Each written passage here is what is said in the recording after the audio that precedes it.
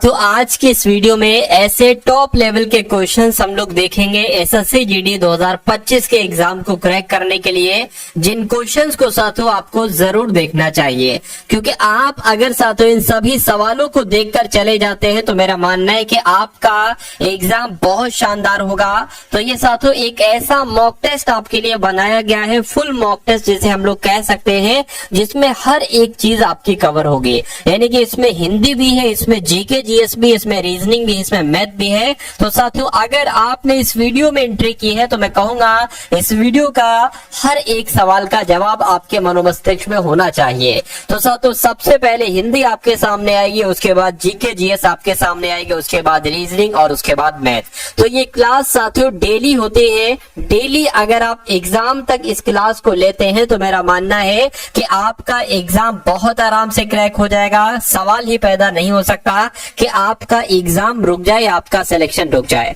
चलिए तो साथियों सब कुछ हम लोग कवर करेंगे आज की इस वीडियो में। पहला सवाल है, कह रहे कि दिए गए वाक्य का वो भाग याद कीजिए जिसमें कोई गलती है, जिसमें कोई त्रुटि है। देखिए, यह मेरा सौभाग्य है कि, बिल्कुल सही है यहाँ तक, आप मेरे घर पधारे, ठीक है, और आपका दर्शन हुआ। देखिए आपका दर्शन हुआ नहीं होना चाहिए, आपके दर्शन हुए होना चाहिए। तो मैं कहूंगा दिक्कत कहां पर है साथियों, आपका दर्शन हुआ ये गलत हो जाएगा इसकी जगह पर, और आपके दर्शन हुए ये होना चाहिए। तो मैं कहूंगा जिनका भी आंसर ऑप्शन नंबर ए के साथ है बिल्कुल करेक्ट है। अगला सवाल है, ठीक है ना, अगला सवाल है साथियों आपके स्क्रीन पर, कह रहे कि ग्रीष्म ऋतु आते ही अनाज खरीदने की व्यवस्था किया जाता है। अब यहां पर अगर बात करें अनाज, ठीक है, अनाज खरीदने की व्यवस्था किया जाता है, नहीं अनाज खरीदने की व्यवस्था की जाती है। क्या आना चाहिए साथियों, की जाती है, ये आना चाहिए। तो मैं कहूंगा दिक्कत यहाँ पर कहां पर है, ऑप्शन नंबर बी में है। तो ये आपका राइट आंसर हो जाएगा। साथियों जब हम एसएससी जीडी की बात करते हैं ना, तो स्पेशली खाली जगह से संबंधित सवाल आपसे बहुत पूछे जाते हैं। तो इसलिए इन सभी सवालों को आपको बहुत ध्यान से देखना होगा। यानी कि विज्ञान से संबंध रखने वाले के लिए एक शब्द क्या होता है मुझे बताइए, तो उसको वैज्ञानिक कहा जाता है। जो विज्ञान से संबंध रखता है उसको वैज्ञानिक कहा जाएगा।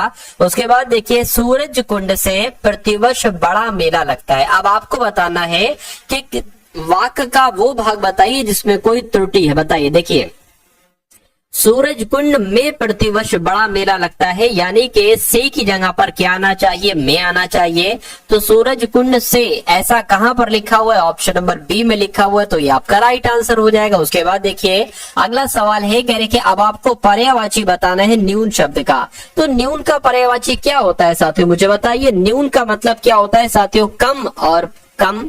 तो मैं कहूंगा न्यून का पर्यायवाची क्या हो जाएगा साथियों, कम हो जाए। कहते नहीं भाई न्यूनतम, ठीक है। चलिए, अगर न्यून का विलोम आपसे पूछा जाता तो आप साथियों अधिक बताते, लेकिन अगर आपसे न्यूनतम का क्या, न्यूनतम का विलोम आप अगर आपसे विलोम पूछा जाता तो आप साथियों अधिकतम बताते। क्या बताते, अधिकतम बताते। उसके बाद देखिए अगला सवाल है आपकी स्क्रीन पर, कह रहे कि साध्य का विलोम क्या होगा मुझे बता दीजिए। तो अगर बात करें साध्य का विलोम क्या होगा साथियों, फटाफट यहाँ पर आप लोग कमेंट करके बताइए। देखिए साध्य में आ लगा दो, छोटा आ लगा दो, विलोम बन जाएंगे, यानी कि साध्य का विलोम असाध्य हो जाएगा और असाध्य का विलोम साथियों साध्य हो जाएगा। अगला सवाल है आपकी स्क्रीन पर, कह रहे कि लक्ष्मण राम को अपना भ्राता मानता है। तो यहां पर अगर बात करें लक्ष्मण राम को अपना भाई मानता है, ये यहाँ पर बिल्कुल सही हो जाता, ठीक है ना, ये यहाँ पर बिल्कुल सही हो जाता।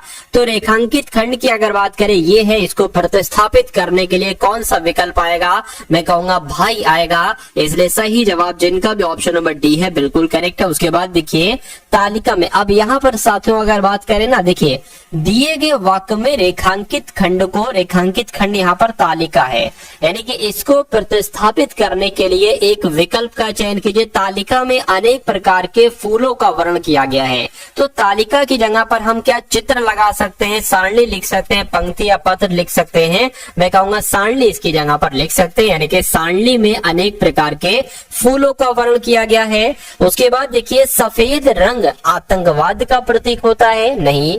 हिंसा का प्रतीक होता है, नहीं। शांति का प्रतीक होता है, मैं कहूंगा बिल्कुल सफेद रंग तो शांति का प्रतीक होता है। उसके बाद देखिए राम आजकल घर दौड़ से आता है, दौड़ से आता है नहीं होना चाहिए। तेज से आता है ये भी नहीं होना चाहिए, देर से आता है बिल्कुल साथियों ये यहाँ पर बिल्कुल सही बैठ रहा है, जोर से आता है ये भी गलत हो जाएगा। तो इस खाली जगह में साथियों देखिए एसएससी जीडी में तकरीबन 2 से 3 सवाल आपके खाली जगह से संबंधित पूछ लिए जाते हैं, ठीक है ना। तो मैं खाली जगह से साथियों हर एक मॉक टेस्ट में आपको 2 से 3 क्वेश्चन खाली जगह के कराता ही कराता हूँ। अब उसके बाद देखिए साथियों दोपहर से पहले के समय के बारे में आपसे यहाँ पर पूछा जा रहा है, मुझे बताइए साथियों क्या होता है यहाँ पर आपका राइट आंसर। तो दोपहर से पहले का समय साथियों पूर्वाह्न कहलाया जाता है। क्या कहलाया जाता है? पूर्वाह्न कहलाया जाता है। आधार का आपको बताने साथियों विलोम क्या होगा। देखिए आधार के विलोम की अगर बात करें तो आधार का विलोम क्या होता है? निराधार होता है। क्या होता है साथियों? आधार का विलोम क्या होता है? निराधार होता है। ये आप सभी लोगों को मालूम होना चाहिए। पार्वती की जब हम बात करें तो पार्वती शब्द का पर्यायवाची क्या हो जाएगा? विभा कहते हैं पार्वती को, नहीं प्रभा कहते नहीं साथियों। पार्वती की अगर बात करें तो गौरी कहते हैं, यानी कि पार्वती का पर्यायवाची क्या हो जाएगा साथियों? गौरी हो जाएगा। उसके अलावा अगर बात करें आप लोग ध्यान रखेंगे अपर्णा, अपर्णा भी ये पार्वती का ही पर्यायवाची होता है, ठीक है ना। चलिए अब उसके बाद देखिए अगला सवाल है, कह रहे सही वर्तनी वाला शब्द मुझे बताइए कौन सा है। चलिए यहाँ पर अगर बात करते हैं साथियों तोपची, ठीक है, ये तो तोपची लिखा हुआ गलत है, ये तोपची लिखा हुआ गलत है, तोपची शब्द होता है। और ऐसा कहां पर लिखा हुआ है? कह रहे के मक्खियां मारना, इसका मतलब क्या होता है मुझे बताइए। तो मक्खियां मारने का मतलब होता है बेकार बैठना। क्या इसका मतलब होता है साथियों? बेकार बैठना इसका मतलब होता है। अब यहाँ पर अगर बात करें तो गद्दांश का क्वेश्चन है, ये भी गद्दांश का क्वेश्चन है। तो ये तो साथियों गद्दांश लिया नहीं गया और गद्दांश के क्वेश्चन दे दिए गए। चलिए कोई दिक्कत नहीं, भूल हो जाती है सभी से। चलिए तो अब यहाँ पर अगर हम लोग बात करते हैं साथियों सामान्य ज्ञान के क्वेश्चन हम लोग यहाँ पर देख लेते हैं, ठीक है ना। सभी साथियों बहुत टॉप लेवल के यहाँ पर सामान्य ज्ञान के मैंने क्वेश्चन आपके लिए लिए हैं। पहला सवाल है, कह रहे के मिश्र धातु में तांबा और टिन होते हैं, यानी कि बेल मेटल की बात चल रही है। बेल मेटल जो मिश्र धातु होती है ना, इसमें तांबा होता है और टिन होता है। ये सवाल आपके एग्जाम में पूछा जाएगा। सभी के सभी जीएस के बहुत ही टॉप लेवल के साथियों मैंने क्वेश्चंस लिए हैं। तो इन सभी क्वेश्चंस को साथियों आप क्या करेंगे? तैयार रखेंगे इन सभी क्वेश्चंस को, क्योंकि सवाल आपके जो बनेंगे ना साथियों वो यहीं से बनेंगे। देखिए कह रहे कि संविधान के किस संविधान संशोधन ने वस्तु एवं सेवा कर यानी कि जीएसटी को पेश किया था? तो मैं कहूंगा जीएसटी जो पेश की गई थी वो 101वें संविधान संशोधन अधिनियम के तहत पेश की गई थी 2016 में। उसके बाद देखिए कह रहे कि मैथन बांध, ये बहुत पूछा जाता है आपके एग्जाम में कि मैथन बांध कहाँ पर है साथियों? ये झारखंड में। ये कहाँ पर है मैथन बांध? झारखंड में है। उसके बाद देखिए गोवा के लोक गीतों के उस वर्ग का नाम बताइए जिसे आमतौर पर प्रियजनों की मृत्यु पर शोक व्यक्त करने के लिए गाया जाता है। तो किसकी बात चल रही है साथियों? बनवरह की बात चल रही है। यानी कि गोवा का एक लोक गीत है जिसका नाम है बनवरह, और ये एक तरीके से लोक गीत है ना जिसको आमतौर पर प्रियजनों यानी कि कोई अगर प्रिय होता है जब उसकी मृत्यु हो जाती है तो उसका शोक व्यक्त करने के लिए इसको गाया जाता है। बनवरह इस लोकगीत का नाम है। चलिए उसके बाद देखिए कह रहे कि भारतीय संविधान में स्थापित सरकार का संसदीय स्वरूप किस देश के संविधान से साथियों प्रेरित है? मुझे बताइए। तो ये तो यूनाइटेड किंगडम से लिया गया है।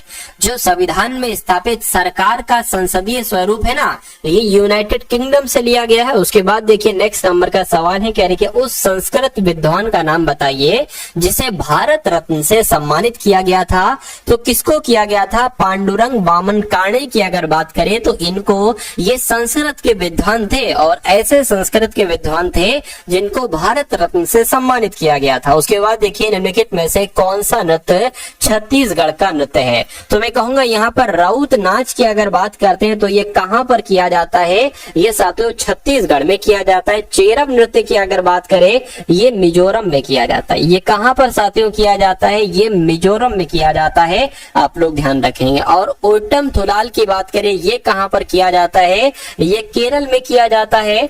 और माच की अगर बात करें तो ये साथियों मध्य प्रदेश का एक तरीके से नृत्य है, ये भी आप लोग ध्यान रखेंगे। उसके बाद देखिए अगला सवाल है आपकी स्क्रीन पर, कह रहे कि किला रायपुर ग्रामीण ओलंपिक जनवरी और फरवरी के बीच ग्वालियर के समीप प्रतिवर्ष आयोजित किया जाता है या लुधियाना? मैं कहूंगा साथियों जो किला रायपुर ग्रामीण ओलंपिक है ना, ये जनवरी और फरवरी के बीच लुधियाना के समीप हर साल आयोजित किया जाता है।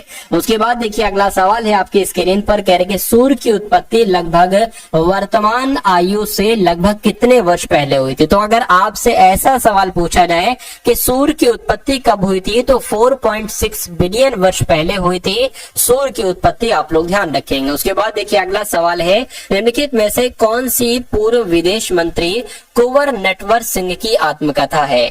तो यहाँ पर अगर बात करते हैं साथियों, one life is not enough, क्या one life is not enough ये किसकी आत्मकथा है, तो यह कुंवर नटवर सिंह की आत्मकथा है। और ये कौन थे, ये पूर्व विदेश मंत्री थे, ये आपको मालूम होना चाहिए। किस ब्रिटिश सेवानिवृत्त सिविल सेवा अधिकारी ने भारतीय राष्ट्रीय संघ की पहली बैठक बुलाने की पहल की थी। तो किसकी बात चल रही है साथियों, एलन ऑक्टेवियन ह्यूम की बात चल रही है, यानी कि ए.ओ. ह्यूम की बात चल रही है। इन्होंने ही सिविल सेवा अधिकारी थे, ऑफिसर थे, इन्होंने भारतीय राष्ट्रीय संघ की पहली बैठक बुलाने की पहल की थी। उसके बाद देखिए अगला सवाल है, कह रहे कि सतपुड़ा की श्रेणी की सर्वोच्च चोटी का नाम बताइए। तो साथियों इस चोटी का नाम क्या है, धूपगढ़ चोटी इस चोटी का नाम है, जो सतपुड़ा श्रेणी की सर्वोच्च चोटी है। अब उसके बाद देखिए अगला सवाल है आपके स्क्रीन पर, कह रहे कि 1999 में किस भारतीय को miss world continental queen of beauty Asia और ओशिनिया का ताज पहनाया गया था। तो किसको साथियों पहनाया गया था, आपसे पूछा जा रहा है।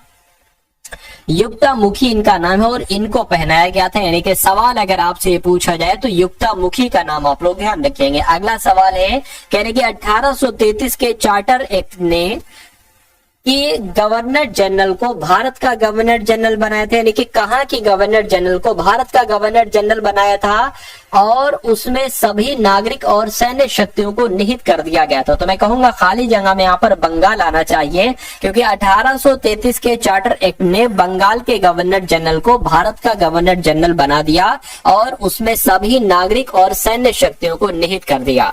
उसके बाद देखिए अगला सवाल है, कह रहे कि खतौली, यानी कि जो खतौली का युद्ध हुआ था, ये 1517 में हुआ था।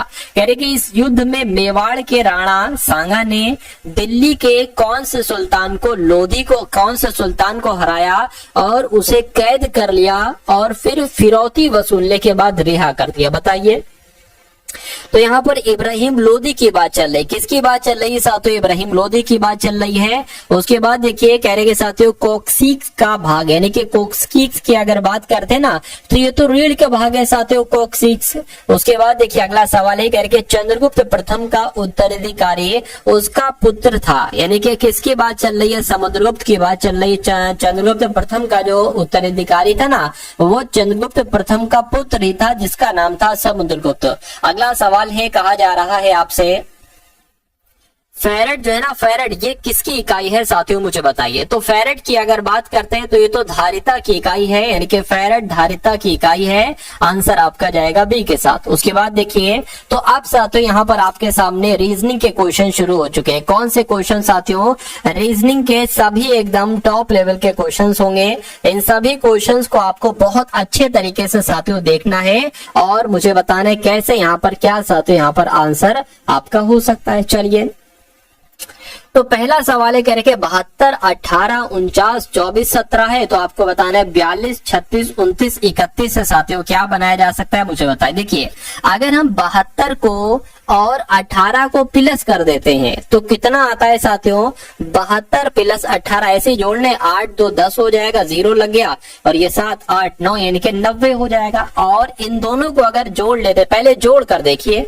ठीक है, पहले क्या करिए, पहले साथियों जोड़ कर देखिए, 24 17 तो 7 4 11 हो जाएगा, ठीक है, ये 3 हो गया, 4 हो गया, यानी कि यहाँ पर 41 आपका आ जाएगा, ठीक है ना। कितना आ गया साथियों, 41 आपका आ जाएगा। अब इन दोनों की अगर बात की 41, इन दोनों को जरा घटाइए और देखिए 90 में से जब 41 को घटाया जाता है तो कितना बचता है, यहाँ पर 9 आ जाएगा, यहाँ पर 4 आ जाएगा, यानी कि 49 आया ना, तो ये 49 आपका लिखा हुआ है। ऐसे इसको जोड़ना है और इसको जोड़ना है, आपस में दोनों को घटा देना है। इसका जोड़ कितना निकलेगा, 6 2 8 हो जाएगा, 3 4 7 हो जाएगा। इसका जोड़ कितना निकलेगा, 1 9 7 10 हो जाएगा, ये आपका 60 हो जाएगा तो दोनों को घटा दीजिए, 8 गया 1 बचे यानी कि 18 यहाँ पर आ जाएगा। और ऐसा कहां पर लिखा हुआ है? 18 ऑप्शन नंबर बी में लिखा हुआ है। तो ये क्या होगा? ये आपका साथियों बिल्कुल करेक्ट आंसर हो जाता है।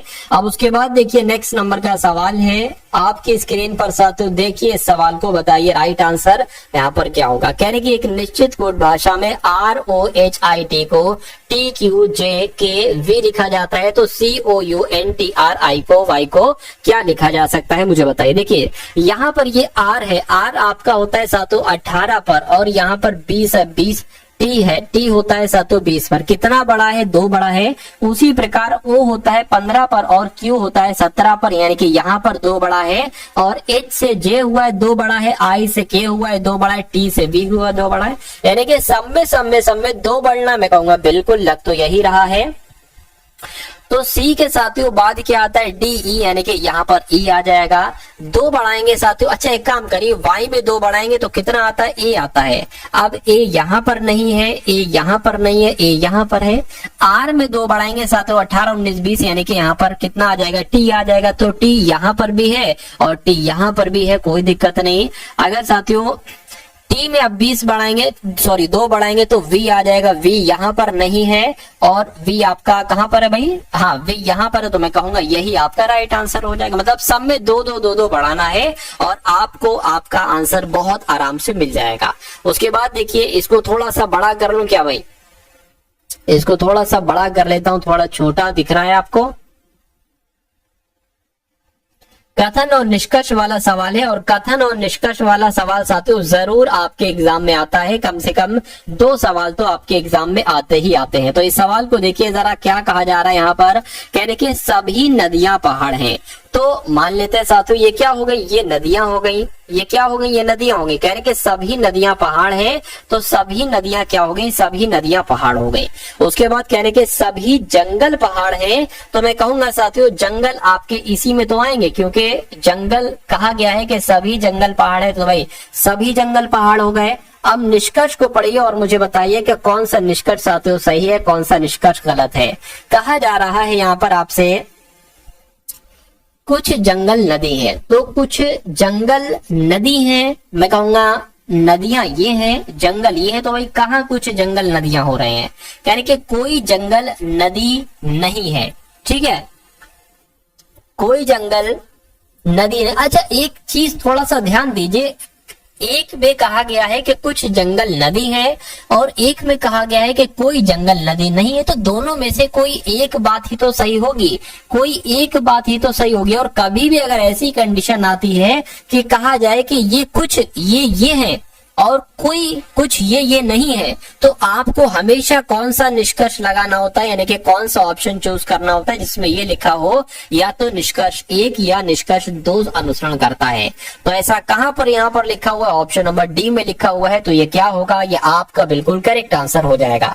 उसके बाद देखिए यहाँ पर आपको बताने के सबसे विषम यहाँ पर कौन सा हो सकता है मुझे बताइए। 78 4 72 6 39 3 56 4। देखिए अगर इसको हम कट करें तो 4 एकम 4, ठीक है, और ये 16 हो जाएगा, फिर 4 चौक 16 हो गया। इसको अगर कट करें 3 एकम 3 3 3 9 हो गया। इसको अगर कट करें 6 एकम 6 6 दूना 12 हो गया। इसको अगर कट करें साथियों 4 एकम 4 3 जाएगा। अच्छा ये तो कट ही नहीं रहा है पूरा, लेकिन ये पूरा विभाजित हो गया, ये पूरा विभाजित हो गया, ये पूरा विभाजित हो गया, ये नहीं हो रहा है, तो ये सबसे विषम हो जाएगा, सबसे विषम हो जाएगा। तो साथियों यही आपका बिल्कुल करेक्ट आंसर हो जाएगा। उसके बाद देखिए अगला सवाल है, कह रहे कि MHZ है, क्या है साथियों? MHZ है, उसके बाद NGY है, उसके बाद OFX है, उसके बाद PEW। तो आपको बताने के उसके बाद कौन से 3 लेटर आ सकते हैं। अब यहाँ पर आप देखिए M होता है 13 पर, N होता है 14 पर, O होता है 15 पर, P होता है 16 पर, तो जाहिर सी बात है 17 वाला आ जाएगा। 17 पर होता है Q। उसके बाद H होता है 8 पर, G होता है 7 पर, F होता है 6 पर, E होता है 5 पर, तो मैं कहूंगा 4 वाला आ जाएगा। 4 पर होता है D, और Z होता है 26 पर, Y 25 पर, X 24 पर, और ये 23 पर, और यानी कि 22 वाला आ जाएगा। तो 22 पर होता है V। तो अब आपको देखना है कि QDV कहां पर लिखा हो। मैं कहूंगा QDV तो ऑप्शन नंबर C में लिखा हुआ है, तो ये आपका बिल्कुल करेक्ट आंसर हो जाएगा। उसके बाद देखिए नंबर सीरीज वाला सवाल है, कहा जा रहा है कि 37 है सबसे पहले, उसके बाद 26 आ गया, आया है, फिर 39 आया है, उसके बाद 24 आया है और फिर 41 आया है। आपको यहाँ पर यह बताना है कि इन नंबर्स की जो सीरीज चल रही है ना, उसके बाद ये वाला यहाँ पर कौन सा नंबर आएगा, 22, 26, 23 या साथियों 25। अब देखिए यहाँ पर लॉजिक क्या लगा, कभी भी रीजनिंग का क्वेश्चन आपको थोड़ा सा दिमाग लगा के करना है कि लॉजिक आखिर यहाँ पर क्या लगा है।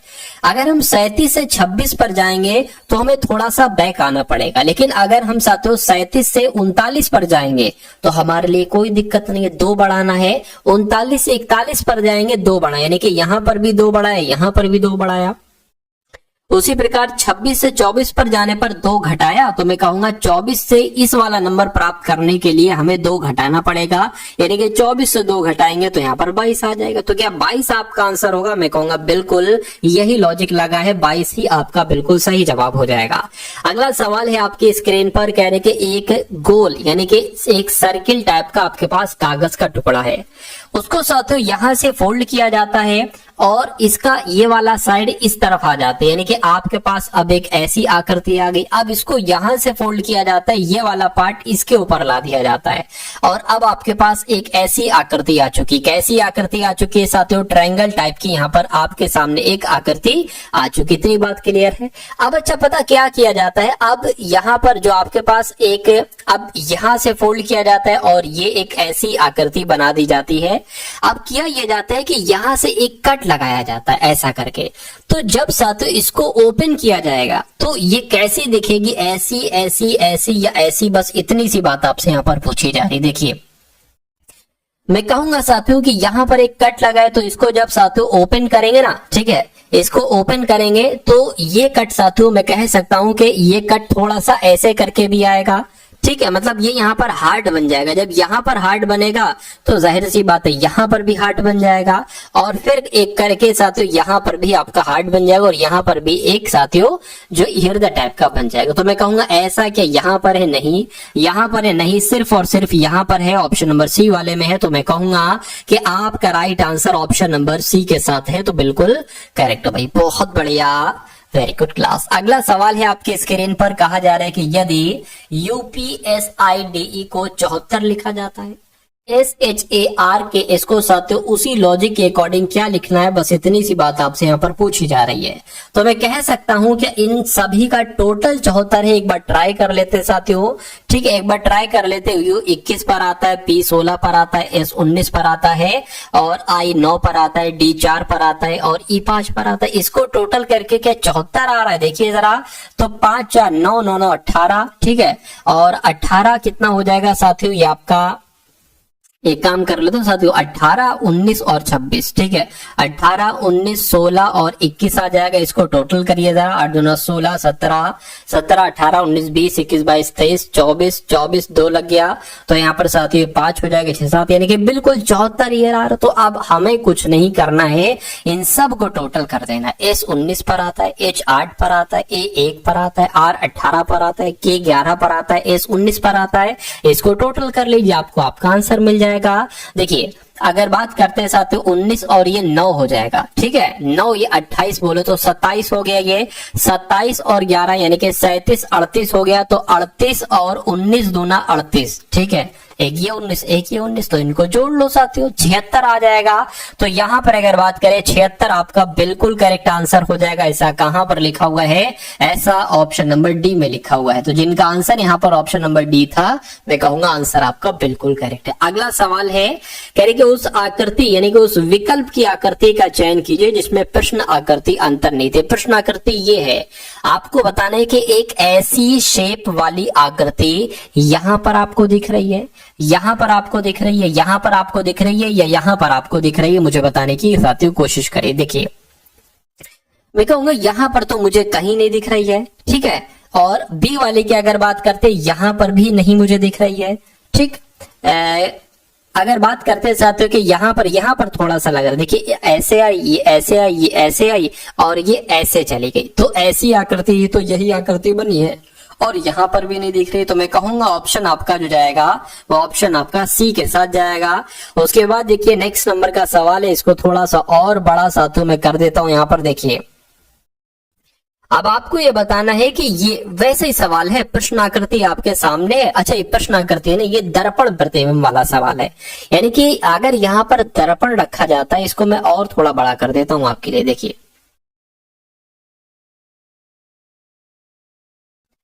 ठीक है, इसको मैंने थोड़ा सा और बड़ा कर दिया ताकि आपको बिल्कुल अच्छे तरीके से क्लियर दिख जाए। अब यहाँ पर देखिए, जब यहाँ पर दर्पण रखा जाता है तो ये आकृति कैसी दिखाई देगी, बस इतनी सी बात आपको बताने। देखिए, इसका मुंह किस तरफ है, ये ऐसे करके है, ये ऐसे करके है। तो मैं कहूंगा जब साथियों ये दर्पण में दिखाई देगी तो कुछ ऐसे करके साथियों दिखाई देगी, कुछ ऐसे करके दिखाई देगी। ठीक है ना, इसका मुंह अभी ऊपर की तरफ है, फिर ये नीचे की तरफ दिखाई देगा। ठीक है, कोई दिक्कत नहीं है। अब यहाँ पर गोला है तो यहाँ पर भी गोला दिखाई देगा, लेकिन यहाँ पर ट्रायंगल टाइप का कुछ दिखाई दे रहा है, इसलिए आंसर नहीं होगा। अच्छा, इसका मुंह ऊपर की तरफ है, इसलिए आंसर नहीं होगा, क्योंकि नीचे की तरफ मुंह होना चाहिए। इसका भी मुंह ऊपर की तरफ है, इसलिए ये आंसर नहीं होगा। मैं कहूंगा साथियों आंसर आपको ऑप्शन नंबर ए के साथ जाएगा, और क्यों जाएगा ये भी मैंने आपको बता दिया। ठीक है, अगला सवाल है आपके स्क्रीन पर। अब इस सवाल को देखिए और मुझे बताइए कि आपका राइट आंसर यहाँ पर किस ऑप्शन के साथ जाएगा। क्या दिक्कत है? कोई दिक्कत नहीं है साथियों, सवाल में क्या है, कोई दिक्कत नहीं है। कह रहे कि यहाँ पर जो आकृति आएगी वो ये वाली आएगी, ये वाली आएगी, ये वाली आएगी, या ये वाली आएगी, मुझे बताइए। चलिए देखिए, मैं कहूंगा साथियों कि ये जो लाइन ऐसे आ रही है, दो लाइनें ये ऐसे हैं, दो लाइनें यहाँ पर भी है, तो दो लाइनें ऐसे करके आपकी आ जाएंगी दो, और ये दो लाइनें यहाँ पर हैं। ठीक है, यहाँ पर नहीं है तो ये आंसर नहीं होगा। अच्छा, यहाँ पर ये इसलिए आंसर नहीं हो सकता क्योंकि हमें इस टाइप की एक आकृति चाहिए, इस टाइप की आकृति, इस टाइप की। ये तो है, ये भी है, ये भी है, लेकिन ये नहीं है। तो मैं कहूंगा ये आंसर नहीं हो सकता, और ये भी आंसर नहीं हो सकता, या तो ये होगा या ये होगा। देखिए जरा, दो लाइनें हमें चाहिए, दो लाइनें यहाँ पर भी हैं, यहाँ पर भी हैं। उसके बाद साथी ये जो दो लाइनें ऐसे गई हैं ना, उसके बाद ये दो लाइनें कुछ ऐसे करके आ जाएंगी। तो ऐसे दो लाइनें साथियों यहाँ पर है, ये यहाँ पर है। मैं कहूंगा यहाँ पर तो नहीं है, यहाँ पर है, इसलिए आंसर आपका जो जाएगा वो ऑप्शन नंबर डी के साथ जाएगा। उसके बाद देखिए अगले नंबर का साथियों सवाल है आपके स्क्रीन पर। कह रहे हैं कि PRSQ को TVWU लिखा जाता है, तो उसी प्रकार IKLJ को साथियों क्या लिखा जा सकता है, मुझे बताइए। अगर यहाँ पर हम बात करें, ये आता है 16 पर, R आता है 18 पर, S आता है 19 पर, Q आता है साथियों 17 पर, T आता है 20 पर, V आता है 22 पर, और W आता है 23 पर, और U आता है 21 पर। ठीक है ना, अब यहाँ से हम लोग स्टार्ट करेंगे। I आता है ये वाला, I 9 पर आता है, K आता है 11 पर, L आता है 12 पर, और J आता है साथियों 10 पर। तो यहाँ पर 16 से 20 हुआ है, 4 बढ़ाया गया, 18 से 22 हुआ है, 4 बढ़ाया गया, 19 से 23 हुआ, 4 बढ़ाया गया, 17 से 4 हुआ, 4 बढ़ाया गया। तो यहाँ पर अगर 4 बढ़ाएं तो क्या क्या आ जाएगा साथियों, देखिए 13 आ जाएगा, और 15 आ जाएगा, और ये 16 आ जाएगा, और ये 14 आ जाएगा। यानी कि 13 पर होता है M, 15 पर होता है OP हो जाएगा, और साथियों N हो जाएगा। तो MOPN कहां पर लिखा हुआ है, MOPN ऑप्शन नंबर, अच्छा यहाँ पर MOPN ये भी है, MOPN ये भी है। अब मैटर यहाँ पर क्या है, आप देखेंगे जरा कि बीच में दो कैपिटल है, बीच में दो कैपिटल है, तो यहाँ पर बीच में दो कैपिटल, यहाँ पे बीच में दो कैपिटल, यहाँ पर आ गए। बीच में दो कैपिटल होना चाहिए, तो बीच में दो कैपिटल यहाँ पर नहीं है, यहाँ पर है। तो मैं कहूंगा MOPN जो होगा वो ऑप्शन नंबर बी वाला नहीं होगा, ऑप्शन नंबर डी वाला होगा। 4 शब्द दिए गए हैं, जिनमें से 3 किसी तरह से समान है और एक इसमें से सबसे अलग है, यानी कि सबसे भिन्न है। तो भिन्न वाले का आपको चयन करना है।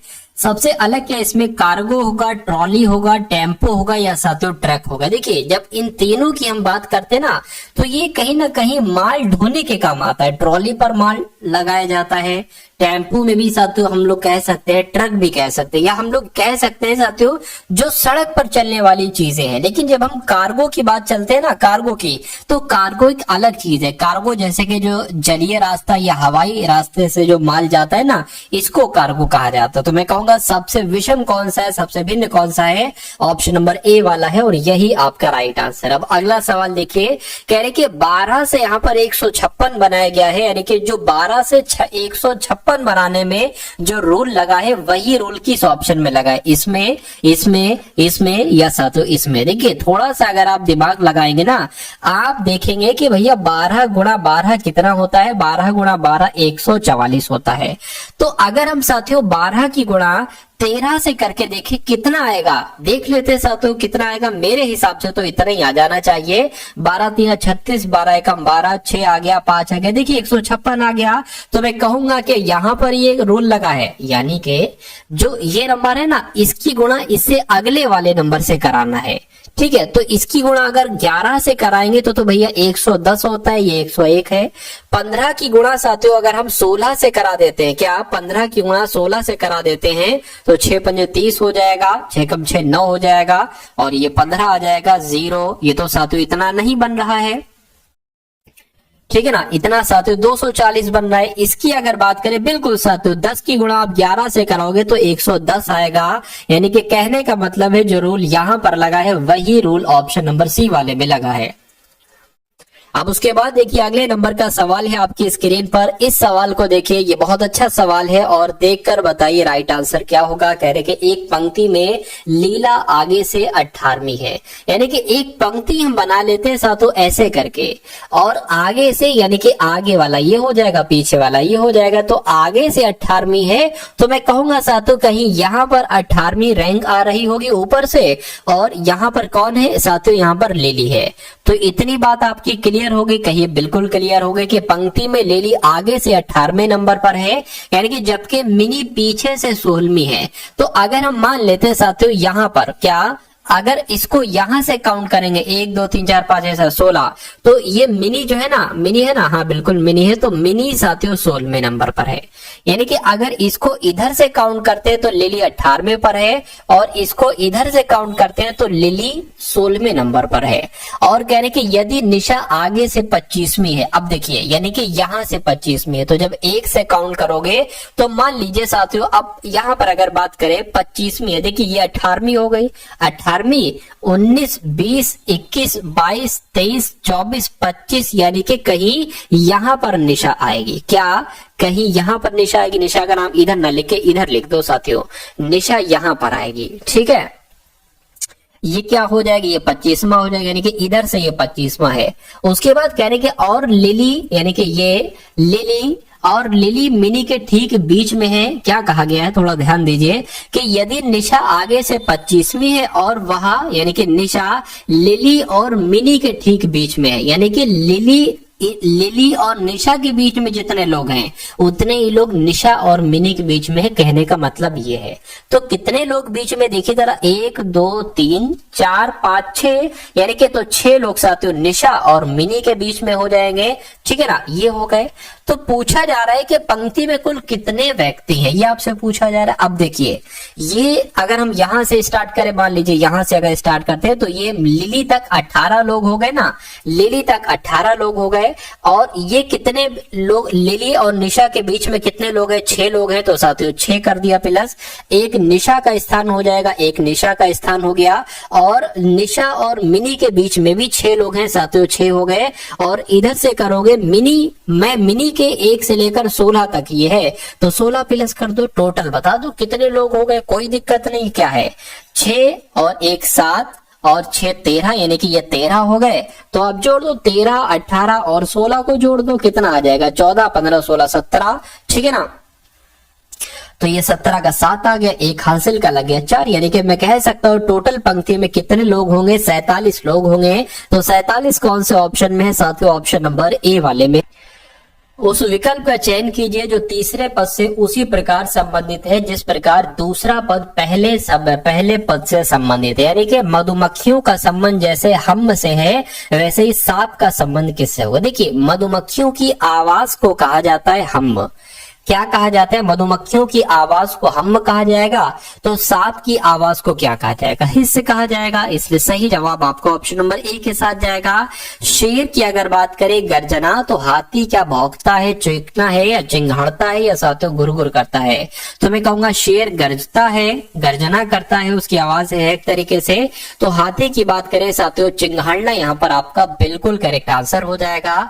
चलिए उसके बाद देखिए नेक्स्ट नंबर का सवाल है, कहा जा रहा है यहाँ पर आपसे, यहां पर कहा जा रहा है साथियों कि 4 अक्षर समूह दिए गए हैं जिनमें से 3 किसी तरह से समान है, एक अलग है, तो उस अलग वाले का आपको क्या करना है, आपको चयन करना है। देखिए सी जो होता है वो 3 पर होता है, एफ 6 पर होता है, जे 10 पर होता है, जी की बात करें 7 पर होता है, जे 10 पर होता है, एम 13 पर होता है, टी की बात करें 20 पर, डब्ल्यू 23 पर और साथियों जेड 26 पर होता है, डी 4 पर, जी 7 पर, साथियों ये 10 पर होता है। तो यहां पर अगर बात करें क्या सबसे अलग है साथियों, मुझे बताने की कोशिश करेंगे। देखिए ये हो गया है 3 बढ़ाया गया, यहां पर 4 बढ़ाया गया, यहां पर 3 बढ़ाया गया, यहां पर भी 3 बढ़ाया गया है, यहां पर 3 और यहां पर भी 3 बढ़ाया गया, यहां पर 3 और यहां पर 3 बढ़ाया गया है।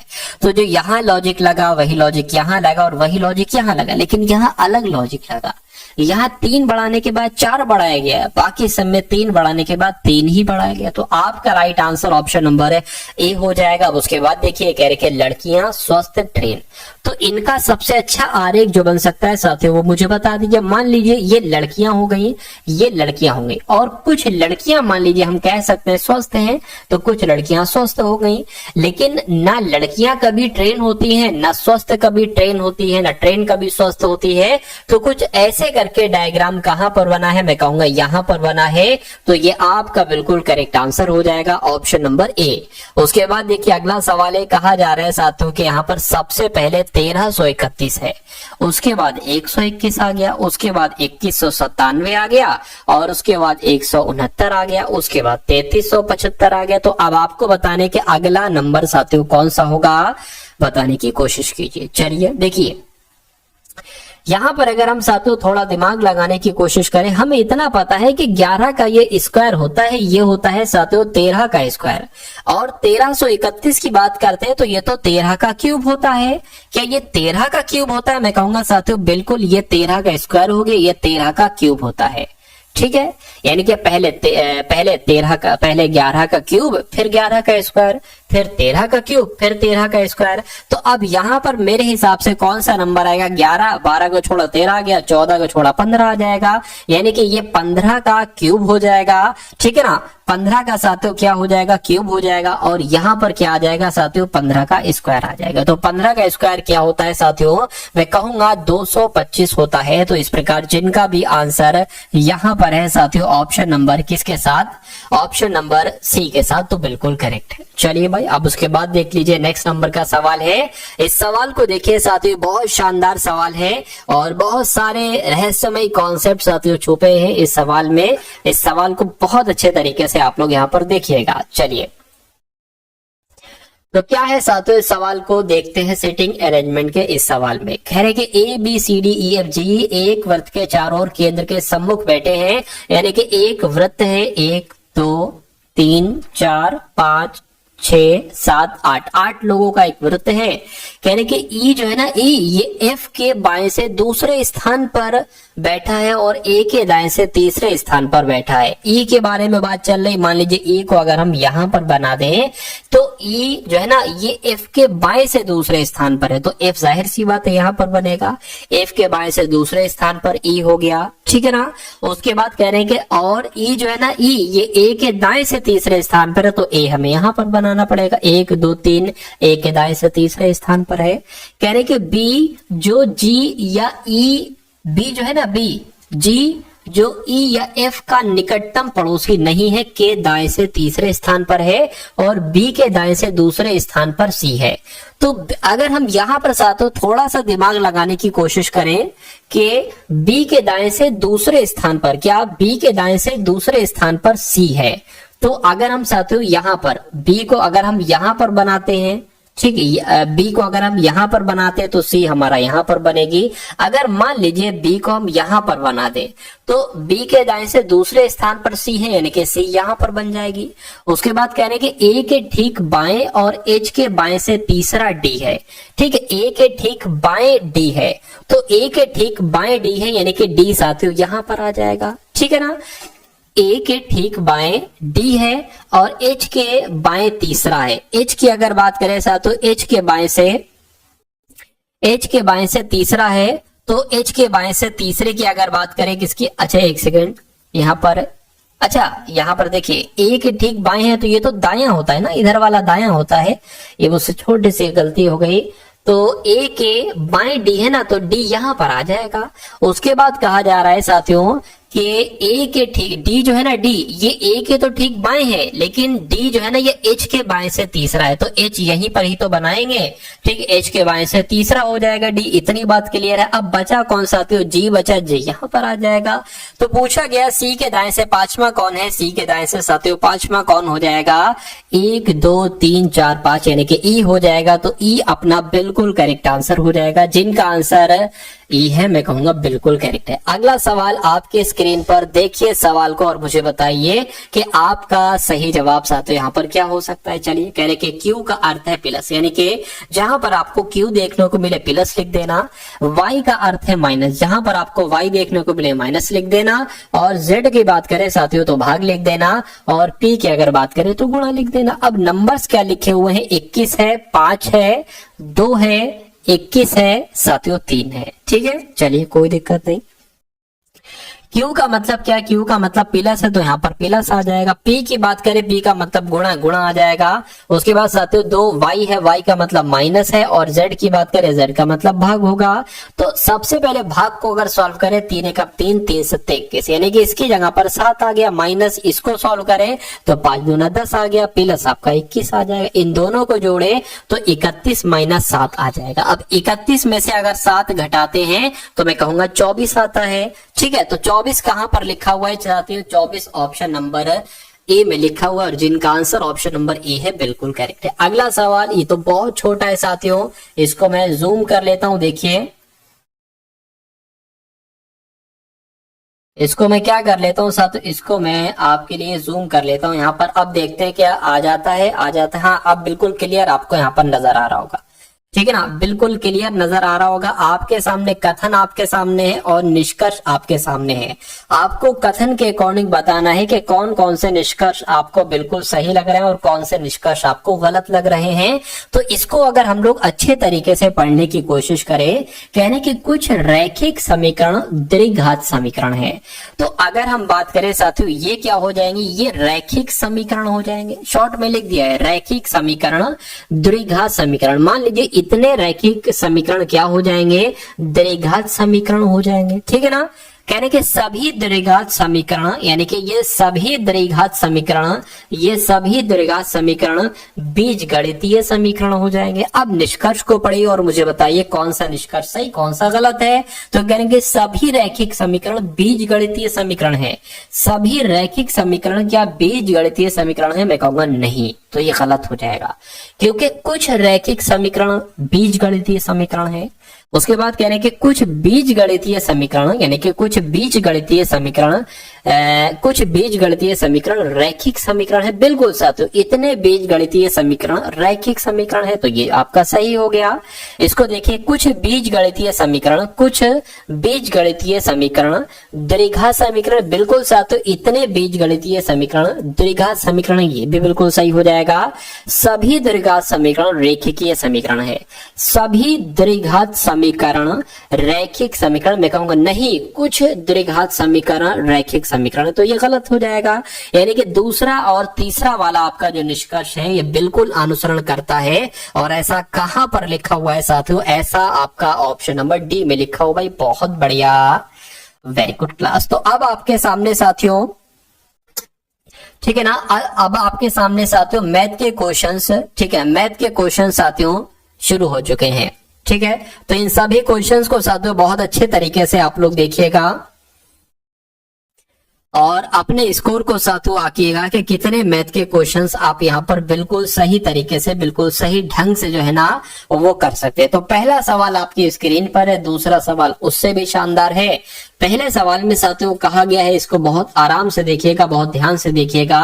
कहने के निम्नलिखित में से इनमें से कौन सी, यानी इनमें से सभी में से सबसे बड़ा कौन सा है। क्या अगर 400 रुपए अंकित मूल्य पर 8%, यानी कि अगर अंकित मूल्य 400 रुपए है और इस 400 रुपए पर 8% की छूट दी जाती है तो ये सबसे बड़ा होगा, या 240 रुपए पर अंकित मूल्य पर यानी कि 240 रुपए पर 12% की छूट दी जाती है, ये बड़ा होगा ये बड़ा होगा। तो मैं कह सकता हूं साथियों में निकालना पड़ेगा 8% की छूट दी जाती है, यानी कि इसको 92% में बेचा जाता है। 2 0 से 2 0 कट गए, 92 चौक कितना होगा, 4 दूना 8 हो जाएगा, और 9 चौक आपका कितना हो जाएगा, 36 हो जाएगी। तो 368 आ गया। इसकी अगर बात करें साथियों 240 का 12% यानी कि साथियों मैं कहूंगा 88% में, तो इस जीरो से आपका ये जीरो कैंसिल हो जाएगा, 2 चौक और 2 पंजे हो जाएगा। ठीक है ना, इतनी बात क्लियर है। अब इसको अगर कट करेंगे साथियों 5 चौक 20 हो जाएगा, 5 अट्ठे 40 हो जाएगा। तो अगर हम साथियों 44 की गुणा 4.8 से करेंगे तो कितना आएगा, जरा देखिए, 4 अट्ठे 32 हो गया, 4 अट्ठे 32 बोले तो 35 हो गया। ठीक है, 4 चौक 16 हो गया, 4 चौक 16 17 हो गया, यानी कि 2 आ गया, 11 आ गया, यहाँ पर 11 यानी कि यहाँ पर कितना आ गया साथियों, 2 आ जाएगा। मैं कहूंगा साथियों 200 कितना हो जाएगा, 11.2 करके हो जाएगा। अच्छा, ये अभी बड़ा है तो ये तो आंसर हो ही नहीं सकता। ठीक है, 500 का 7% की अगर बात करें, अब देखिए अगर 500 का ये 10% होता, ठीक है, चलो कोई दिक्कत नहीं, निकाल लेते हैं। 500 का अगर 7 बोले तो 93% निकालना है, तो 2 0 से 2 0 कैंसिल, 5 तियां कितना हो जाएगा, 15 हो जाएगा, 5 नीम 45 बोले तो 46 हो जाएगा। अभी भी अब साथियों ये आंसर नहीं हो सकता, क्योंकि ये अभी तक हमें ये सबसे बड़ा नजर आया है। इसकी बात करें साथियों 320 का, अब देखिए ये तो हो ही नहीं सकता किसी भी हालत में। अगर 320 का 10% छूट दोगे तो वो 320 से कम आएगा। मैं कहूंगा सबसे बड़ा यहाँ पर कौन सा होगा, ऑप्शन नंबर सी वाला होगा, और ऑप्शन नंबर सी वाला होगा तो साथियों यही आपका बिल्कुल करेक्ट आंसर हो जाता। भाई बहुत बढ़िया, वेरी गुड क्लास। देखिए कुछ क्वेश्चंस होते हैं जिनमें आपको थोड़ा सा अधिक समय लगेगा, लेकिन वो क्वेश्चंस अगर आपने कर दिए जिसमें सभी बच्चों को अधिक समय लग रहा है तो आप लाखों हजारों बच्चों से आगे निकल जाएंगे। समझ लीजिए, क्या आगे निकल जाएंगे साथियों, लाखों हजारों बच्चों से। इस सवाल की अगर बात करें करके, संजय ने अपनी मध्य अवधि परीक्षा में 150 में से 75% वार्षिक परीक्षा में, अच्छा देखिए वार्षिक परीक्षा में 150 में से 105 अंक प्राप्त किए, उसके अंकों में कितने प्रतिशत की वृद्धि हुई। यानी कि जो उसकी मेडवल परीक्षा थी ना साथियों, कह सकते हैं हाफरली वाली परीक्षा थी, तो उसने 150 में से 75% अंक प्राप्त किए। मैं कह सकता हूं उसने 50% अंक प्राप्त किए। और वार्षिक एनुअल एग्जाम में उसने 150 में से 105 अंक प्राप्त किए।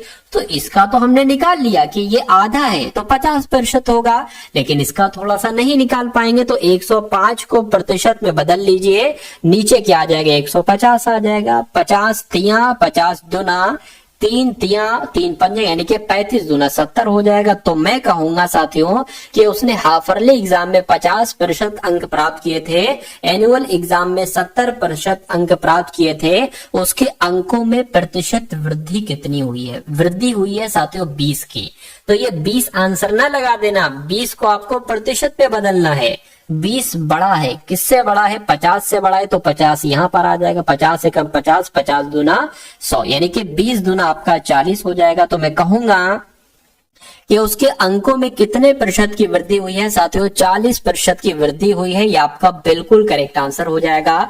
जिनका भी आंसर ऑप्शन नंबर डी था, मैं कहूंगा बिल्कुल करेक्ट है। अगला सवाल आपके स्क्रीन पर है, देखिए सवाल को करेंगे 16 भाग 4 गुणा 4 भाग 4। देखिए ये तो ऐसे ही कट जाएगा साथियों, इसकी जगह पर 4 आ जाएगा, गुणा 4 और ये साथियों भाग 4 है, 4 चौक आपका 16 हो जाएगा, फिर 4 आ गया तो इसको कट करेंगे फिर 4 आ जाएगा। यानी कि यदि किसी व्यापारी के द्वारा 45 मीटर कपड़ा बेचने पर प्राप्त किया गया लाभ 5 मीटर कपड़े के विक्रय मूल्य के बराबर, तो उसका क्या पूछा जा रहा है, उसका लाभ साथियों क्या होगा, इतनी सी बात आपसे यहाँ पर पूछी गई है। तो इस सवाल को साथियों देखिए और जरा मुझे बताइए कि इस सवाल का सोल्यूशन कैसे करेंगे आप, आंसर क्या हो सकता है इस सवाल का। कभी भी अगर आपके सामने ऐसा सवाल आ जाए कि किसी व्यापारी के द्वारा इतना कपड़ा बेचा जाता है तो उसको इतने कपड़े के बेचने के मूल्य के आधार पर उसको साथियों लाभ होता है, तो पता क्या करना है, लाभ आपका हुआ है 5 मीटर का, तो 5 मीटर का लाभ निकालने के लिए 100 से गुणा करेंगे और नीचे आप पता क्या लिखेंगे, नीचे लिखेंगे साथियों विक्रय मूल्य, क्या विक्रय मूल्य यानी कि सेलिंग प्राइस, और प्लस साथियों क्या कर देंगे जितने का प्रॉफिट हुआ है ना, ठीक है, प्रॉफिट वो घटा देंगे।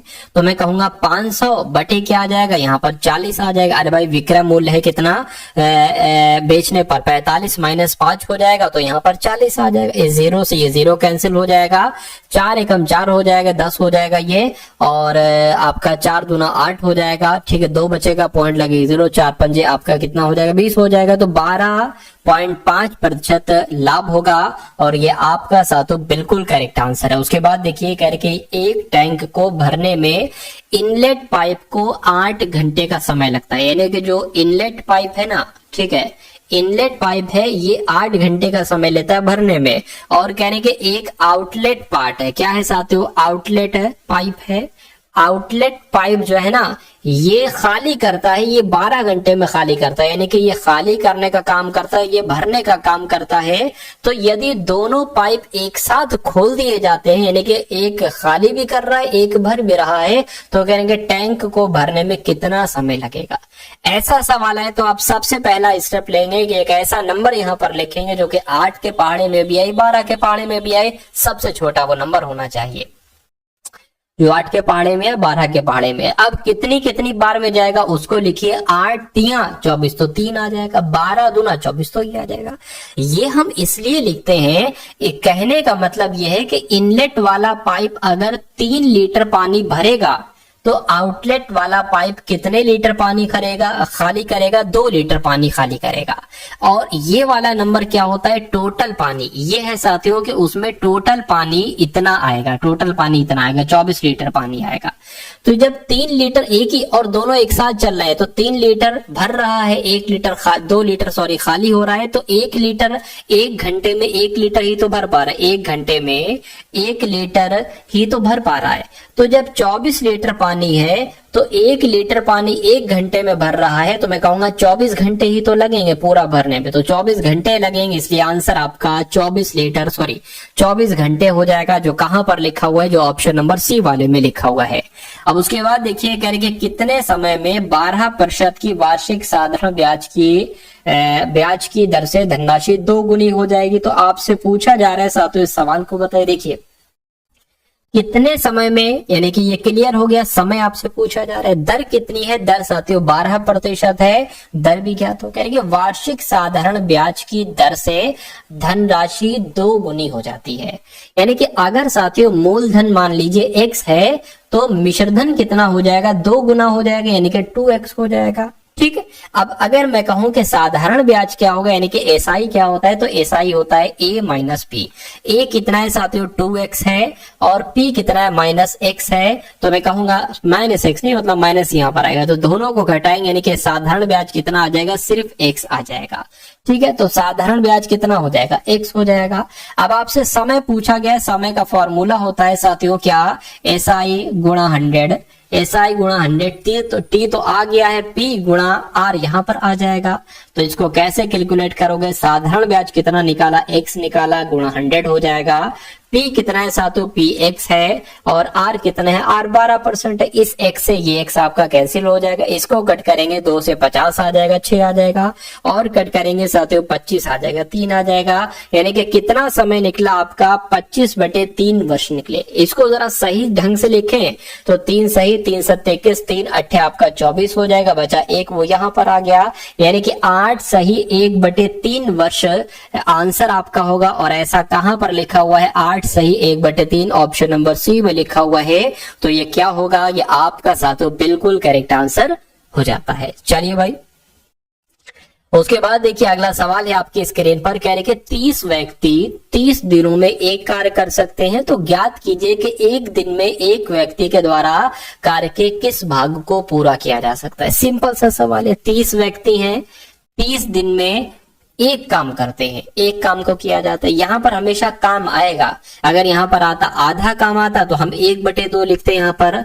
चलिए कोई दिक्कत नहीं, अभी पूरा काम करा जा रहा है तो 1 लिखेंगे। उसके बाद कह रहे हैं कि तो याद कीजिए कि एक दिन में एक व्यक्ति द्वारा किए गए किए गए कार्य के किस भाग को पूरा किया जाएगा। मैं यहाँ पर साथियों क्या कह सकता हूं, मैं कहूंगा कि x काम किया जा सकता है, यानी कि 30 दिन में 30 व्यक्ति एक काम करते हैं तो एक दिन में एक व्यक्ति मान लीजिए x काम करेगा। तो अब आप x की वैल्यू निकाल लीजिए, काम आपका हो जाएगा।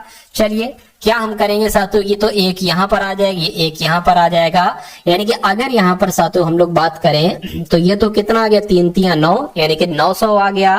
ठीक है, और मैं कह सकता हूं साथियों ये क्या आ गया, ये आपका ये आ गया। हमें निकालना है x की वैल्यू, तो आप ये काम कर सकते हो कि x बराबर क्या कर सकते हो, 1/900 कर सकते हो। अरे भाई जब 1/x बराबर 900 है तो x बराबर 1/900 ही तो होगा।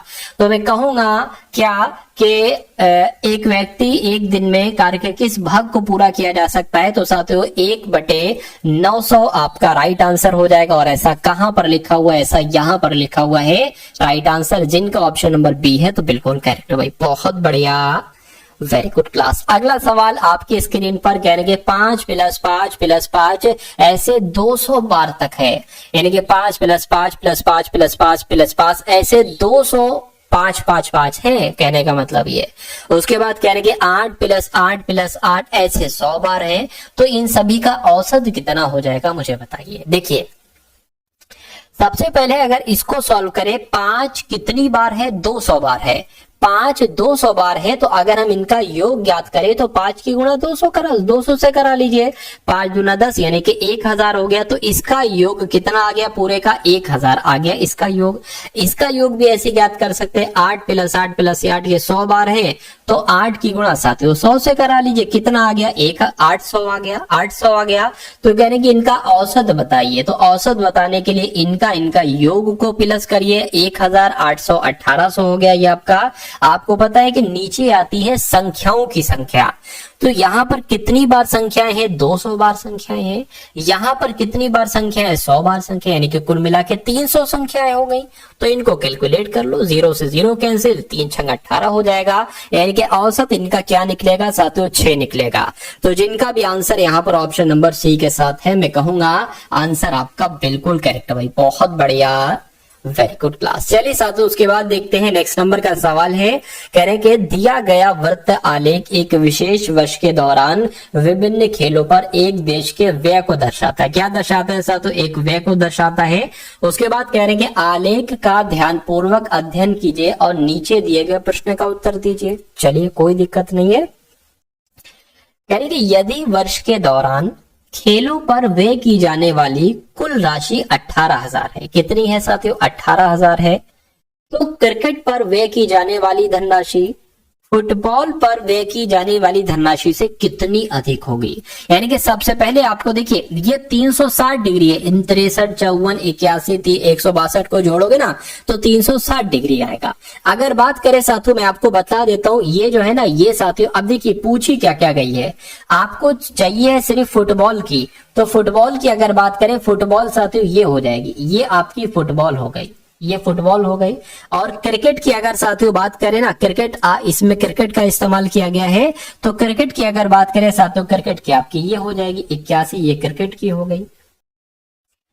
यानी कि कहने का मतलब ये है कि अगर हम ये बताने की कोशिश करें कि 18,000 कुल है, तो क्रिकेट पर कितनी राशि व्यय की गई, तो 18,000 क्रिकेट पर कितनी राशि व्यय की गई है, 81 डिग्री की गई है। तो ये 360 है ना, तो 360 नीचे आ जाएगा, ये तो आपकी आ जाएगी क्रिकेट पर। ठीक है, तो इसको निकालने की कोशिश कीजिए, 9 × 81 हो जाएगा, 9 चौक 36 हो जाएगा, 0 से 0 कैंसिल हो जाएगा, 4 चौक 16 हो जाएगा, 2 जाएगा 20 हो जाएगा, 4 पंजे 20, 0 आ गया। यानी कि 450 की गुणा 9 से जरा करा लीजिए, तो साथियों 9 से गुणा करा, 9 पंजे 45 हो जाएगा, 4 × 36 और 40 हो जाएगा। यानी कि क्रिकेट पर जो राशि व्यय की गई है वो 4050 है। अब यहाँ पर साथियों फुटबॉल पर कितनी राशि व्यय की गई ये जरा देख लीजिए, फिर दोनों का डिफरेंस निकाल लीजिएगा। 54 डिग्री की गई है, तो 54 बटे क्या आ जाएगा, 360 आ जाएगा। ये 0 से ये 0 कैंसिल, 9 पंजे 45, 9 छंग 54, 9 चौक आपका 36 आ जाएगा, 4 चौक 16 आ गया और 2 जाएगा 20, 4 पंजे 20, यानी कि 450 आ गया। तो अब आपको साथियों क्या कराना है, 45 की गुणा 6 से कराना है, 6 पंजे 30 हो जाएगा। ठीक है, 6 चौक 24, 25 26 27, यानी कि 2700 ये आ गया है।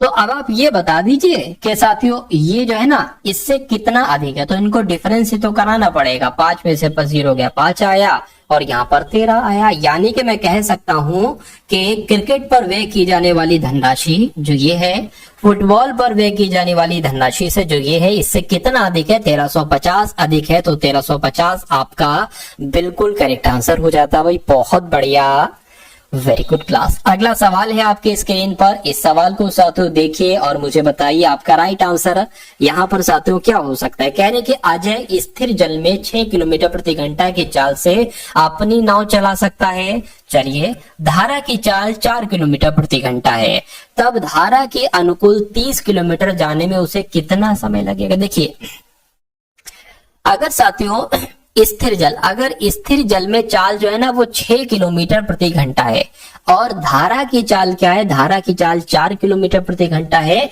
तो अगर मैं आपसे ये पूछूं कि धारा के साथ साथ चाल क्या है, तो धारा के साथ साथ चाल, देखिए ये तो नाव की चाल है स्थिर जल में, और अगर धारा भी जाने लगी 4 किलोमीटर प्रति घंटा, तो साथियों 6 किलोमीटर प्रति घंटा प्लस 4 किलोमीटर प्रति घंटा, तो ये चाल हो जाएगी 10 किलोमीटर प्रति घंटा।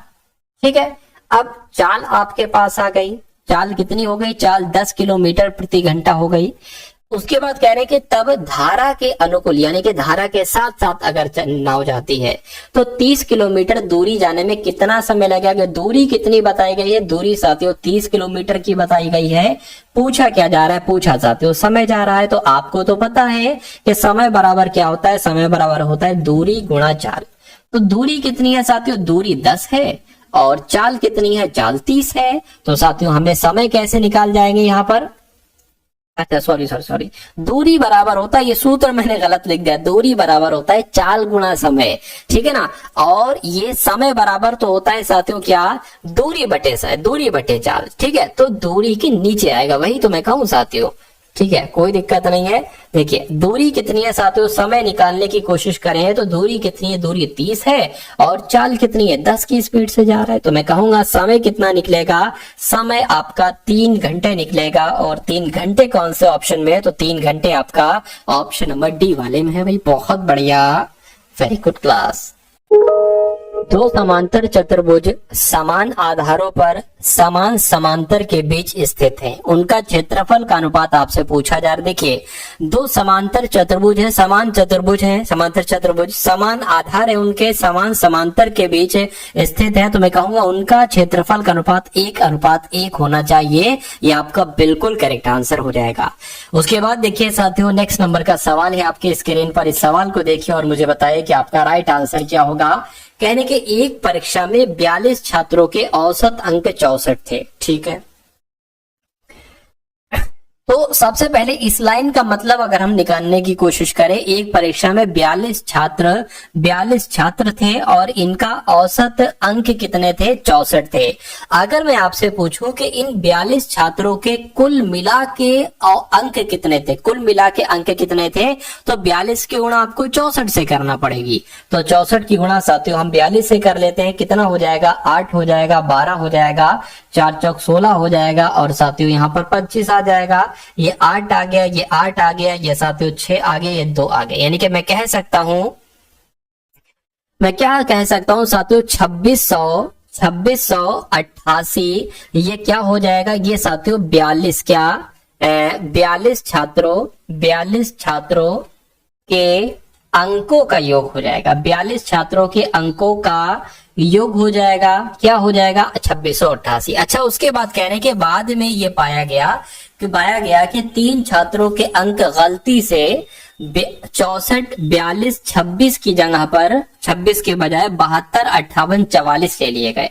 यानी कि गलती से क्या साथियों 64 42 26 के बजाय, ठीक है, इतने ले लिए गए, यानी कि लेना थे इतने और ले लिए गए इतने। तो अगर हम देखें 64 42 26 का योग क्या होगा साथियों, 64 42 26 का योग क्या होगा जरा देखिए, ये आपका 10 हो जाएगा, 12 आ गया, ये आपका 10 आ गया, 11 12 13, यानी कि 132 आपका हो गया। इतनी बात क्लियर है, तो ये बिल्कुल क्लियर है। उसके बाद कह रहेंगे साथियों देखिए 64 42 26 की अगर बात करें, आपका 6 हो गया, 12 हो गया, ये आपका 10, 11, 12, 13। अच्छा ये आपका कितना हो गया, 132 हो गया। ठीक है, तो ये मैंने यहाँ पर लिख दिया 132। उसके बाद कह रहे हैं कि जरा इसको देखिए 72, 58, 44। अब अभी मैं आपको समझाऊंगा अच्छे तरीके से, इसको मैं प्लस कर लूं। 72, 58, 44 की अगर बात करें तो ये कितना हो गया, 14 हो गया। ठीक है, ये 8 हो गया, 8 और ये 13 हो गया, 14, 15, 16, 17, यानी कि 174 हो गया। कहने का मतलब ये है कि 3 छात्रों के अंक गलती से, यानी कि 132 के बजाय, क्या 132 के बजाय हमने कितना काउंट कर लिया, हमने 174 ले लिया। यानी कि कितना हमने अधिक ले लिया, तो जब अगर 174 में से 132 को घटाओगे तो साथियों 42 आएगा। ठीक है, कितना आएगा, 42 आएगा। यानी कि 42 नंबर हमने अधिक ले लिए, 42 नंबर हमने ज्यादा ले लिए गलती से। अब ये ना देखो इतने इतने इतने, टोटल हमने करा लिया, 42 नंबर अधिक ले लिए। यानी कि इसमें आपको 42 घटाना है, क्योंकि 42 नंबर इसमें एक्स्ट्रा ले लिए गए हैं। तो जब साथियों 2688 में से 42 घटाएंगे तो साथियों कितना आपका आ जाएगा, 2688 में से 42 घटाएंगे साथियों तो 6, 4, 6, 2, यानी कि 2646 आपका आ जाएगा। अच्छा नंबर तो उतने ही है, 42 नंबर तो साथियों यहाँ पर उतने ही है। बस अब आपको इसको साथियों कैलकुलेट करना और आपका आंसर जो है ना वो यहाँ पर बहुत अच्छे तरीके से आ जाएगा। ठीक है, क्योंकि औसत पूछा गया है तो सही योग जो बना वो 2646 बना और टोटल बच्चे कितने थे, 42 छात्र थे। तो इसको अगर कट करे 6 से कट होगा, देखिए जरा हो जाएगा 6 संग 36, 6 सत्ते 42 हो जाएगा। 6 चौक आपका 24 हो जाएगा, 6 चौक 24 हो जाएगा। ठीक है, और 6 कम 6 हो जाएगा। इसको जरा कट कीजिए 7 से, 7 सत्ते 49 तो ज्यादा हो गया, 7 छंग 42 हो गया, 2 चला गया, 7 21 हो गया। मैं कहूंगा 63 इनका औसत आ जाएगा और 63 आपका बिल्कुल करेक्ट आंसर हो जाता है। उसके बाद देखिए अगले नंबर का सवाल है, कहा जा रहा है आपसे कि 2 ट्रेनों की लंबाई का अनुपात कितना है। लंबाई की अगर बात करें, लंबाई का अनुपात 6:5 है और उनकी चालों का अनुपात, चालों की अगर बात करें तो चालों का अनुपात कितना है, 3:2 है। तो एक पोल को पार करने में उनके द्वारा लिए गए समय का अनुपात क्या होगा, यानी कि समय का अनुपात आपसे पूछा जा रहा है।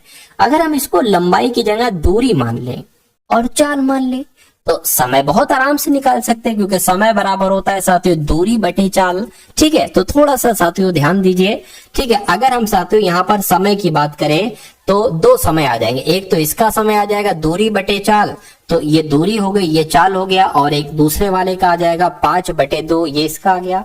इसको अगर कट करें 3 दूना, ठीक है कितना हो गया साथियों, 3 दूना आपका हो जाएगा। और इसकी अगर बात करें साथियों ये आपका कितना आ जाएगा, ये तो साथियों 2.5 आपका आ जाएगा। कितना आ जाएगा, ये आपका साथियों 2.5 आ जाएगा। इतनी बात क्लियर है, कहिए बिल्कुल क्लियर है। चलिए कोई दिक्कत नहीं है।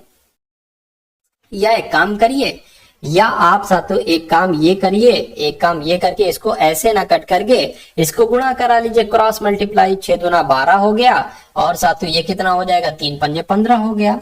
ठीक है, 3 से कट करें, 3 चौक 12 आ गया, 3 पंजे 15 आ गया। तो 4:5 उनके समों का अनुपात निकलेगा। 4:5 कहाँ लिखा हुआ है, ऑप्शन नंबर बी में लिखा हुआ है। अगला सवाल आपके स्क्रीन पर, कभी भी अगर आपके सामने साथियों डेटा है, डेटा मतलब ये जो लिखा हुआ है, तो 26, 32, 26, 28, 26, 24, 31, 24 का बहुलक आपसे पूछे, यानी कि बहुत सारे अलग अलग आपको नंबर दे रखे हो और आपसे पूछा जाए कि इनका बहुलक क्या हो सकता है। तो बहुलक पता क्या होता है, जो नंबर सबसे ज्यादा बार आया है, क्या जो नंबर सबसे ज्यादा बार आया है वही बहुलक होता है। तो मैं कहूंगा यहाँ पर तो मुझे जो 26 लग रहा है ना, 1 बार 2 बार 3 बार, ठीक है 3 बार है 26। 24 की बात करें 1 2, ठीक है 24 2 ही बार है। तो मैं कहूंगा 26 यहाँ पर आया है अधिकतम बार, 1 2 3 3 बार आया है। तो ये क्या होगा, ये आपका बिल्कुल करेक्ट आंसर हो जाता भाई। बहुत बढ़िया, वेरी गुड क्लास। अब उसके बाद देख लीजिए साथियों अगले नंबर का सवाल है आपकी स्क्रीन पर, कह रहे कि 6/6 क्या 6/6 गुणा 9 प्लस 6 -9 गुणा 6 -6 प्लस 6 गुणा 9। इसको आपको कैलकुलेट करना है। देखिए 6/6 है ना, तो इसकी जगह पर क्या आ जाएगा साथियों, इसकी जगह पर आपका 1 आ जाएगा। ठीक है ना, 1 आ जाएगा साथियों। तो मैं कहूंगा यहाँ पर 9 आ गया, प्लस यहाँ पर कितना आ जाएगा, यहाँ पर 6 - 9 पंजे 45, 9 छंग कितना हो जाएगा, 54 हो जाएगा। और ये कितना हो जाएगा साथियों, -6 प्लस 9 5 45, 9 6 54, यहाँ पर 54 आ गया तो प्लस का 54 माइनस का 54 कैंसिल हो जाएगा, ठीक है ना। उसके बाद साथियों ये प्लस का ये माइनस का कैंसिल हो जाएगा, बचा क्या 9 बचा, तो 9 आपका बिल्कुल करेक्ट आंसर हो जाएगा। उसके बाद देखिए अगला सवाल है आपके स्क्रीन पर, इस सवाल को देखिए और मुझे बताइए राइट आंसर क्या होगा। कहने के कक्षा में कुल मिला के जो लड़के और लड़कियां है ना वो 60 है, ठीक है, मतलब 60 में लड़के भी हैं और लड़कियां भी हैं, तो कुल 60 लड़के और लड़कियां हैं। निम्नलिखित में से कौन कक्षा में लड़कों और लड़कियों की संख्या के अनुपात का प्रतिनिधित्व नहीं कर सकता? अगर ऐसा सवाल आपसे पूछा जाए, देखिए कुल मिला के लड़के लड़कियां कितनी हैं, इनका योग 60 है, तो अगर क्या मान लीजिए लड़के ये हो गए लड़कियां ये हो गई, यानी कि 2x ये हो गया और 3x ये हो गया, टोटल मिला के साथों ये 5x हो गया। क्या 5x बराबर 60 आ सकता है? मैं कहूंगा साथियों बिल्कुल कट हो सकता है, 5/60/5 हो जाएगी, ये कटेगा तो 12 आएगा। प्रॉपर यानी कि x का मान हमें प्रॉपर मिल चुका है 12। अगर हम साथियों इसकी बात करें तो 1x 3x यानी कि 4x बराबर क्या आ जाएगा 60 आ जाएगा। इसका भी प्रॉपर आंसर आपका आ जाएगा, 4 से कट करेंगे 4 एकम 4, 4 एकम 4 आ जाएगा, 20 हो जाएगा, 4 5 20, यानी कि x बराबर कुछ मान आया है। अगर मान पॉइंट में आएगा तो वो प्रतिनिधित्व नहीं करता होगा, ठीक है ना। चलिए उसके बाद इसको अगर कट करें साथियों 6x और 1x यानी कि 7x बराबर 60, क्या 7x बराबर 60 कट सकता है? 60/7 कटेगा, लेकिन पॉइंट में आंसर आएगा, तो यही तो हमें नहीं चाहिए है। तो इनमें से कौन सा अनुपात प्रतिनिधित्व नहीं करता है? ये वाला नहीं करता है, बाकी ये भी कट हो जाएगा। 10x बराबर 60 तो बहुत आराम से कट हो जाएगा। खैर अगला सवाल है आपकी स्क्रीन पर, कहा जा रहा है आपसे कि चक्रवृद्धि ब्याज के तहत उधार ली गई राशि 10 वर्षों में 2 गुनी हो जाती है। ये समान ब्याज दर पर खुद से 4 गुनी कब हो जाएगी? कितने समय में 4 गुनी हो जाएगी? 24 वर्ष में, 15 वर्ष में, 20 वर्ष में या साथियों 40 वर्ष में?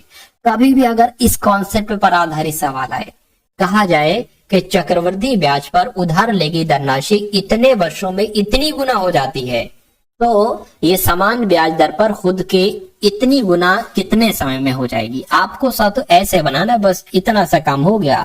कहने के साथियों 10 वर्ष में 2 गुनी हो जाती है, यानी कि पहले कभी को 1 गुनी होगी फिर 2 गुनी हो गई। कितने वर्षों में? 10 वर्ष में। तो 10 वर्ष में साथियों अपने की 2 गुनी हो गई।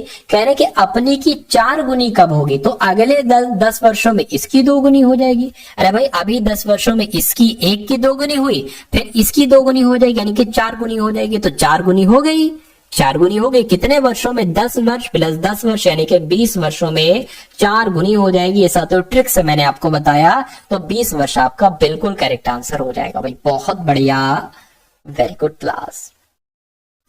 तो कैसी लगी साथियों आपको ये क्लास?